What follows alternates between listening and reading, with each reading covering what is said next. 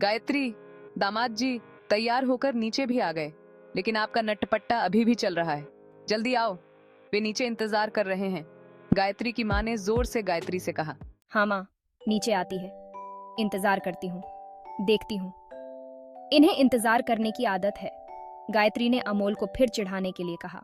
गायत्री बाबा नहीं आएंगे तो बाबा आपसे नाराज हो जाएंगे। मैं आपका पक्ष नहीं लूंगा। जब जब बात आएगी, चलो हम दोनों चले जाएं। जल्दी चलो। दामाद जी पीछे से अपने भाई के साथ आएंगे, गायत्री की माँ ने गुस्से में कहा। यह सुनकर अमोल बहुत खुश हुआ। चलो घर में सारे परिवार को छोड़ देते हैं और घर में सिर्फ मैं और गायत्री ही रहेंगे। हालांकि सास को अमोल की बहुत चिंता थी। वह एक एक बात अमोल को बता रही थी। अमोल खुश था। सतपुड़ा जाना नहीं चाहता था, लेकिन कह भी नहीं सकता था। गायत्री का बड़ा भाई आया और गायत्री की माँ उसके साथ चली गई। अब घर में केवल गायत्री और अमोल है। अमोल मन में सोच रहा था, क्या करें? क्या हम यहीं हॉल में सोफे पर ऐसे ही बैठे रहें या ऊपर बेडरूम में जाकर उससे पूछें? कितना समय बचा है? उसके बिना बेडरूम में जाना अच्छा नहीं है। मैं बस यहीं बैठूंगा और उसका इंतजार करूंगा, उसने सोचा, और वह वहीं बैठकर घड़ी की ओर देखने लगा। ठीक है, अच्छा ठीक है। क्या तुम ऊपर आ सकते हो? मुझे तुम्हारी मदद चाहिए। गायत्री की विनती सुनकर कौन इतना मूर्ख होगा जो तुम्हारी विनती नहीं मानेगा? कंगारू की तरह उछलते हुए अमोल तेजी से ऊपर चला गया। अमोल दरवाजे पर खड़ा था। गायत्री ने उसकी ओर देखा और कहा, क्या तुम अभी वहीं खड़े रहोगे या यहाँ आकर मेरी मदद करोगे? जल्दी आओ, इसे देखो, बालों में क्या फंस गया है।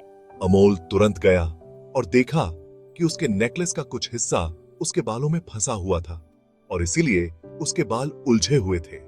उसने तुरंत देखा और कहा, हिलना मत, स्थिर रहो।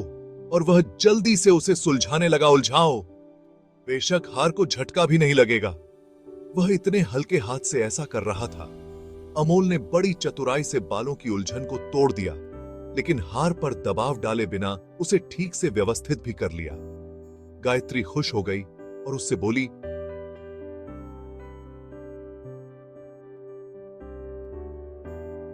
मुझे लगता है कि ये एक आदत है, तुम्हें यह करना ही होगा। गायत्री ने खुद को शीशे में देखा और गोल गोल घूमने लगी और फिर अमोल से पूछा,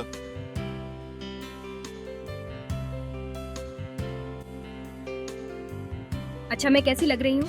तुम अमोल की पत्नी हो और तुम्हें सुंदर दिखना ही चाहिए। बहुत बढ़िया, खुद की तारीफ करें। उसने खूंटी से अपनी स्कूटी की चाबी निकाल ली।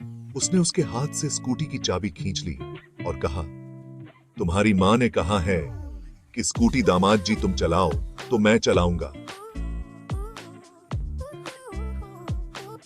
मेहमानों को मेहमानों की तरह होना चाहिए। मतलब मेरे पीछे बैठो और चुप रहो।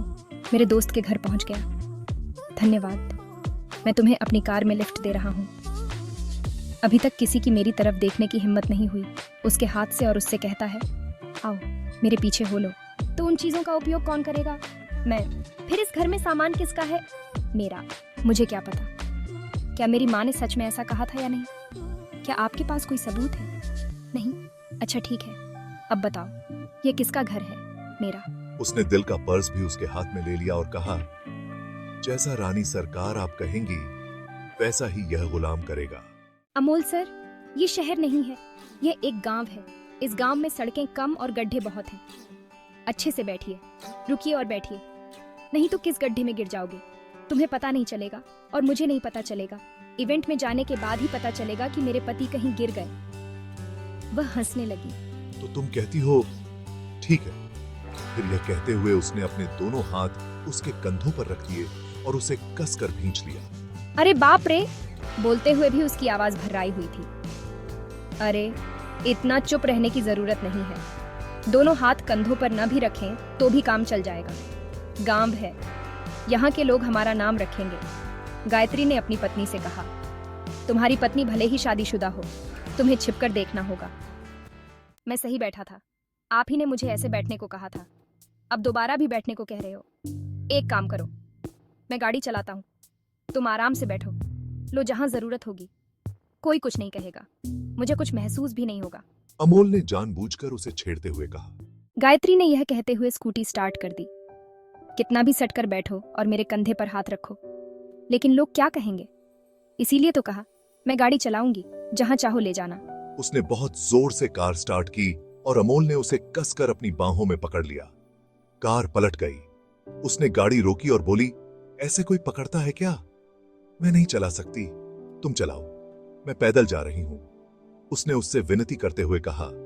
अरे बाप!